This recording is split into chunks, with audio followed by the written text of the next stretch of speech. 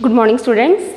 Chapter number 10 circles is going on and we are studying exercise 10.2 and today we will start with question number 5. Question number 1 to 4 we had discussed in our previous class and today we will discuss question number 5. देखिए, take out your NCERT book and read out question number 5. Prove that the perpendicular at the point of contact to the tangent to a circle passes through the center. ठीक है, अपनी जो theorem 10.1 है which is tangent radius theorem, उसका statement क्या है? Tangent is perpendicular to radius through point of contact. अगर आपने किसी सर्कल पे टेंजेंट डाला तो वो पॉइंट ऑफ कॉन्टैक्ट पर रेडियस से परपेंडिकुलर बनाएगा. Radius always passes through centre. तो ये जो क्वेश्चन नंबर 5 है वो ये उस थ्योरम का कन्वर्ज है. थ्योरम 10.1 का कन्वर्ज है, टेंजेंट रेडियस थ्योरम का कन्वर्ज है. आपको दिया हुआ है प्रूव कीजिए कि अगर आपने किसी सर्कल के टेंजेंट पर ये सर्कल लिया, इस पे टेंजेंट डाला, इस टेंजेंट पर आपने परपेंडिकुलर डाला, then this perpendicular passes through the centre. तो प्रूव करना है कि जो परपेंडिकुलर है वो सेंटर से होके ही गुजरेगा. दैट मीन्स सेंटर कहीं ना कहीं इस परपेंडिकुलर पे लाई करेगा. आई बात समझ में? स्टेटमेंट समझ में आया? Prove that perpendicular at the point of contact, point of contact पे आपने परपेंडिकुलर डाला to the tangent to a circle passes through the centre. ये जो आप परपेंडिकुलर डाल रहे हो ये सेंटर से गुजर रहा है, ये आपको प्रूव करना है. ठीक है, इसको लेबल कर लीजिए एज ए बी और ये आपने पॉइंट ले लिया पी. ठीक है, हम यहाँ पे कॉन्ट्राडिक्शन में जाके प्रूव करेंगे. 10 क्लास कॉन्ट्राडिक्शन मतलब में जो सही चीज़ है उसको गलत मानते हुए प्रूव करेंगे. जैसे फर्स्ट चैप्टर में अपनों ने प्रूव किया था, prove that √2 is irrational number या √3 इज इरेशनल नंबर. वहाँ पे भी अपनों ने कॉन्ट्राडिक्शन में जाके प्रूव किया था. हमने माना था suppose √2 is a rational number. उल्टा माना, मतलब कि जो चीज़ सही है उसको गलत मानते हुए अपनों ने उस क्वेश्चन को सॉल्व किया था. इन द सेम वे अपनों ने जो चैप्टर नंबर 6 की कन्वर्ज ऑफ बीपीटी है वहाँ पे भी कॉन्ट्राडिक्शन में जाके प्रूव किया था. वैसे ही इस क्वेश्चन में भी आपको कॉन्ट्राडिक्शन में जाना है. हम ये मानेंगे कि हाँ सेंटर इस पी ए पर लाई नहीं कर रहा, तो सेंटर अगर यहाँ लाई नहीं कर रहा तो कहीं ना कहीं और तो लाई करेगा. तो हम मानते हैं, हम मानेंगे suppose let O dash is the centre of circle. हम सपोज करेंगे, अज्यूम करेंगे कि यहाँ पे ये सेंटर नहीं है. यहाँ पे सपोज आपने पॉइंट ओ ले लिया, ये ओ को हम सेंटर नहीं मान रहे, हम ये मान रहे ओ डैश सेंटर है. इस सर्कल का सेंटर ओ डैश है. ठीक है, फिर आपने किया जॉइन ओ डैश ए. अगर आपको ओ डैश लेने में कहीं कंफ्यूजन है तो आप इसको कोई भी और पॉइंट सी ले सकते हो, जेड ले सकते हो, एज यू विश. ठीक है ना, मैंने ले लिया ओ डैश, हमने ज्वाइन किया ओ डैश ए को. ओ डैश ए को आप ज्वाइन कीजिए. अब हम इस क्वेश्चन को सॉल्व करेंगे. देखिए, can we say that angle P A B is equal to 90 degree? First equation it is because it is given. ये आपको दिया हुआ है कि एंगल पी ए बी कितना है, 90 डिग्री है. बिकॉज परपेंडिकुलर आपको दिया हुआ है, पॉइंट ऑफ कॉन्टैक्ट पर आपने परपेंडिकुलर डाला, it is given. And beside this one more information we have, and angle O dash AB. What about angle O dash AB? Is it also 90? क्या ये 90 degree नहीं है? बिकॉज आपने O dash को centre माना है. अगर O dash सेंटर है तो O dash को आप टेंजेंट के पॉइंट ऑफ कॉन्टैक्ट से जोड़ रहे हो. So with the help of tangent radius theorem, tangent radius theorem की हेल्प से can we say that O dash A B is equal to 90 degree, है ना. अगर ओ डैश सेंटर है तो सेंटर को आपने पॉइंट ऑफ कॉन्टैक्ट से जोड़ा तो वो परपेंडिकुलर होगा ही होगा टेंजेंट पे. तो ओ डैश ए बी क्या हो गया, 90 डिग्री हो गया. Angle P A B is 90 degree, angle O dash A B is also 90 degree. So can we compare both the equations? क्या हम इन दोनों इक्वेशंस को कंपेयर कर सकते हैं या इक्वेट कर सकते हैं? एक ही बात है. So by equating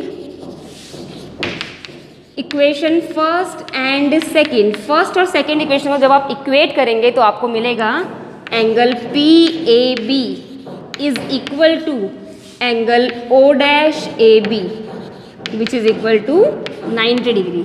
By equating both the equations we will get angle PAB and angle O dash AB both are 90 degree. Please look at diagram. हम ये बोल रहे हैं, हमने ये प्रूव किया यहाँ कि ये एंगल और ये पूरा एंगल, दोनों एंगल्स 90 डिग्री के इक्वल है. How it is possible? मैं बोल रही हूँ ये एंगल और ये पूरा एंगल 90 डिग्री है. क्यों? ये जो ज़्यादा ये वाला केस बच गया, बड़े वाले एंगल में ये तो एक्स्ट्रा आ रहा है और आप बोल रहे हो ये एंगल और ये एंगल दोनों इक्वल है. How this condition is possible? ये तो पॉसिबल है ही नहीं, क्योंकि ये बड़े वाले एंगल में तो ये एंगल एक्स्ट्रा आ रहा है ना. यहाँ पे जो O डैश ए पी, जो ये वाला पोर्शन है, ये तो एक्स्ट्रा आ रहा है ना बड़े वाले angle O dash A B में. तो how can you say that both are equal? आप कैसे कह सकते हैं दोनों इक्वल हैं? इसका मतलब ये हुआ कि अगर ये दोनों एंगल्स इक्वल हैं, इसका मतलब ये है 10th क्लास कि ये केस तभी पॉसिबल है जब O डैश और O आपस में ओवरलैप करेंगे, या O डैश ए या ये वाली लाइन दोनों सेम ही लाइन है. ये केस पॉसिबल तभी है, अदरवाइज ये हो ही नहीं सकता कि हम बोलें कि ये एंगल और ये पूरा एंगल इक्वल है. तो इसके बाद आपको लैंग्वेज लिखनी पड़ेगी. But this condition is possible only if O dash and O are same points.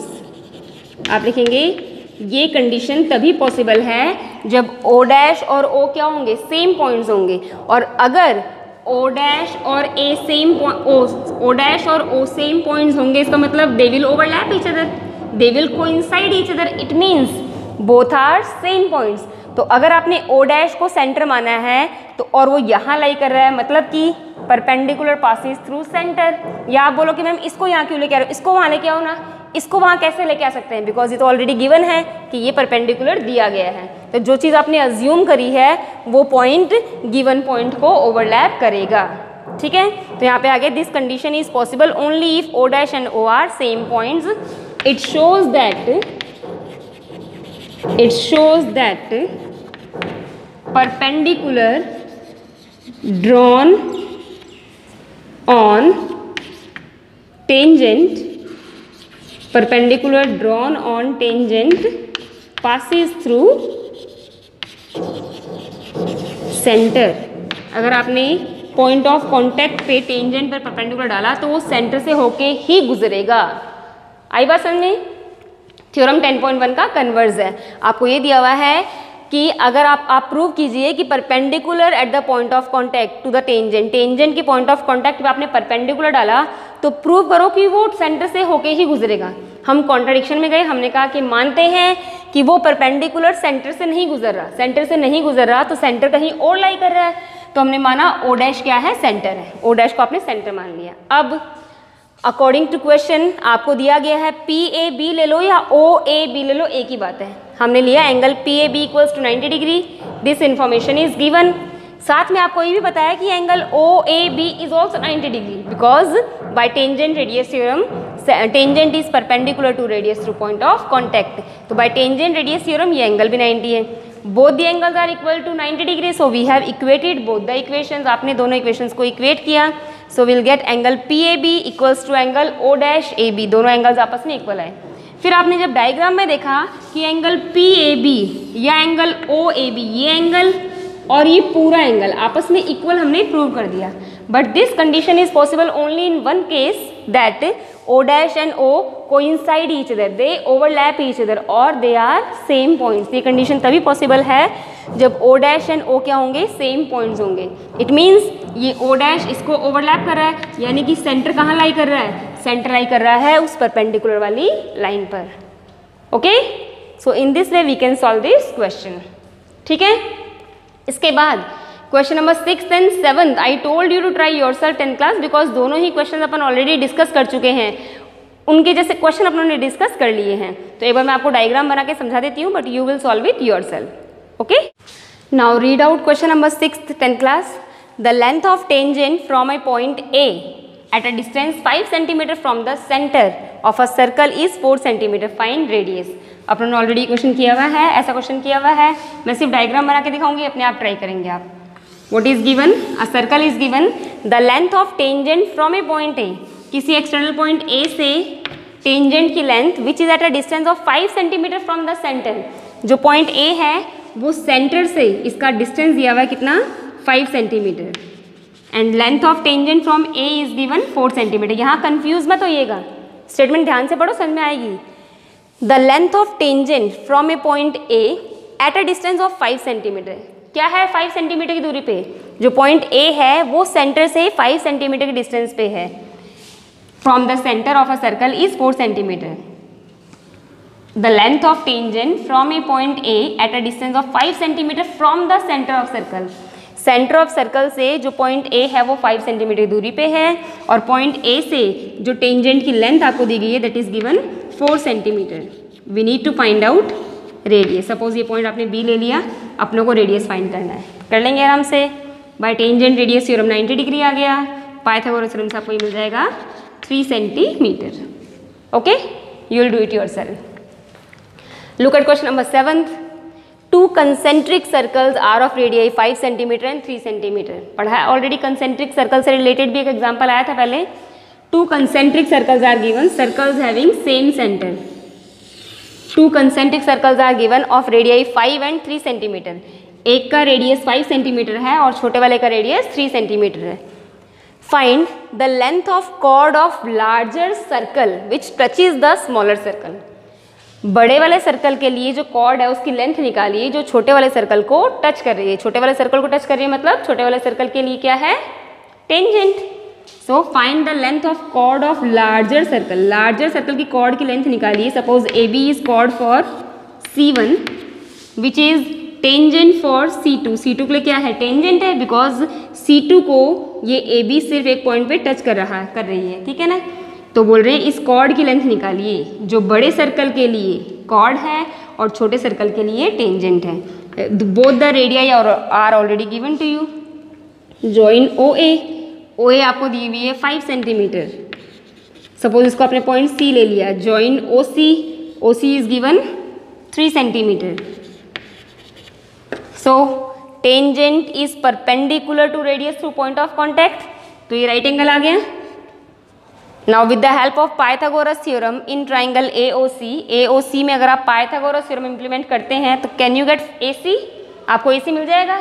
कितना मिलेगा, AC मिल गया 4 सेंटीमीटर. आप जब फाइंड करेंगे तो आपको मिल जाएगा 4 सेंटीमीटर. अब आप बोलेंगे तो इतना आ गया ma'am, what about this.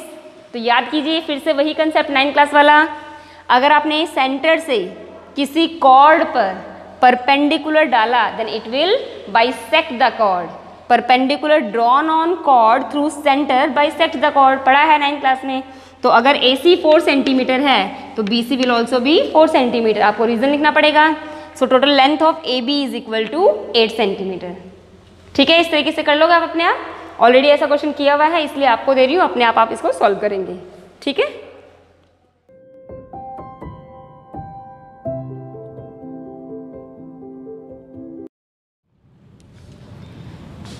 Tenth class, after question number 6th and 7th, before proceeding further, please have a look at this extra question. इस extra question को देखिए because ये भी question वैसा ही है जैसा भी आप लोगों ने question number 6 और 7 को पढ़ा है. ठीक है. यहाँ देखिए two concentric circles of radii 5 centimeter and 3 centimeter are given. In the given diagram आपको दो concentric circles दिए गए हैं जिनका रेडियस आपको दिया हुआ है 5 centimetre and 3 centimetre. This radius AO is given 5 centimetre and radius OB is given 3 centimetre. ठीक है, ऑब्वियस सी बात है जो बड़ा सर्कल है उसका रेडियस बड़ा होगा और जो छोटा सर्कल है उसका रेडियस छोटा होगा. तो दो कंसेंट्रिक सर्कल्स दे रखे हैं आपको जिनके रेडियस आपको दे रखे हैं 5 and 3 centimetre. If length of tangent PA is 12 centimetre. PA is a tangent, उसकी लेंथ आपको दी हुई है 12 centimetre. Then question is find the length PB. PB की लेंथ फाइंड कीजिए. अब यहाँ ध्यान से देखिए क्योंकि कई बार बच्चे जल्दबाजी में या कंफ्यूज होकर डायरेक्टली आंसर देते हैं कि PB will also be 12 centimetre as length of tangents drawn through external points are equal. लेकिन ध्यान दीजिए यहाँ पे 10th class PA is tangent for larger circle and PB is a tangent for smaller circle. So इन दोनों की length equal नहीं आएगी. PA जो बड़े सर्कल पे टेंजेंट है उस पर, और यहाँ से अगर हम टेंजेंट डालें बड़े सर्कल पे, ये सपोज PC, तो इनकी लेंथ इक्वल आएगी. PA and PB will not be equal because PA बड़े वाले सर्कल का टेंजेंट है और PB स्मॉलर सर्कल का टेंजेंट है. तो यहाँ देखिए, जल्दबाजी में आपको जवाब नहीं देना है, आंसर नहीं देना है, आपको ध्यान से सॉल्व करना है कि how can we get length of PB, PB की लेंथ कैसे फाइंड करनी है. Now see, can we say that by tangent radius theorem angle PAO equals to 90 degree. ठीक है, और अगर हम PO को ज्वाइन कर दें तो आपके पास एक राइट एंगल ट्राइंगल आ जाता है PAO, and in this triangle PAO two sides are known to us. दो साइड्स अपने को पता है. So we can find third side with the help of Pythagoras theorem. पहले इतना करते हैं. ठीक है, हमने लिखा angle PAO equals to 90 degree by tangent radius theorem. ठीक है, और एक साथ आपने यहाँ पे वो लिख दिया ज्वाइन PO को ज्वाइन कर दिया. After joining PO we got triangle PAO as well as PBO. तो पहले हम इस ट्राइंगल में वर्क करते हैं PAO में. PAO में ही वर्क क्यों कर रहे हो, पहले PBO में वर्क क्यों नहीं कर रहे हो? Because in triangle PBO only one side is known to us, rest two sides are missing. ध्यान दीजिए. ठीक है, तो दो साइड जब मिसिंग है तो हम पाइथागोरस थ्योरम से दोनों साइड तो निकाल नहीं पाएंगे, लेकिन PO is the common side of both the triangles. जो PO साइड आ रही है वो दोनों ट्राइंगल्स की कॉमन साइड आ रही है. तो अगर आपको PO की वैल्यू ट्राइंगल PAO से पहले मिल जाती है तो फिर वो PO की वैल्यू अपने को इस ट्राइंगल में काम आएगी PB की वैल्यू डिटरमाइन करने के लिए. Getting me? समझ में आ रहा है? तो हमने क्या किया, in triangle PAO first of all by Pythagoras theorem, because we have a right angle triangle, so we can apply Pythagoras theorem in this triangle. So by Pythagoras theorem we'll get PO square is equal to PA square plus AO square. आई बात समझ में? अब यहाँ पे confuse मत होना बच्चे, यहाँ पे हाइपोटेनियस में कंफ्यूज होते हैं. Hypotenuse is the side which is opposite to right angle. Right angle A पे बन रहा है तो उसके सामने साइड कौन सी आ रही है, PO. तो PO हाइपोटेनियस है. Hypotenuse PO square equals to PA square plus AO square. Now solve this equation by keeping their values. PO we need to find out. तो PO will remain as it is, अपने को find करना है. PA की value कितनी है, 12 रख दिया आपने, प्लस AO की वैल्यू कितनी है, 5 रख दी वैल्यू आपने. Solve it now. PO square is equal to 12 square is 144 plus 5 square is 25. So PO square is equal to 144 plus 25 gives 169 and PO is equal to square root 169 plus minus length of side can't be negative. So PO is equal to 13 centimetre. आपको PO की length मिल गई कितनी, 13 centimetre. आया समझ में इतना?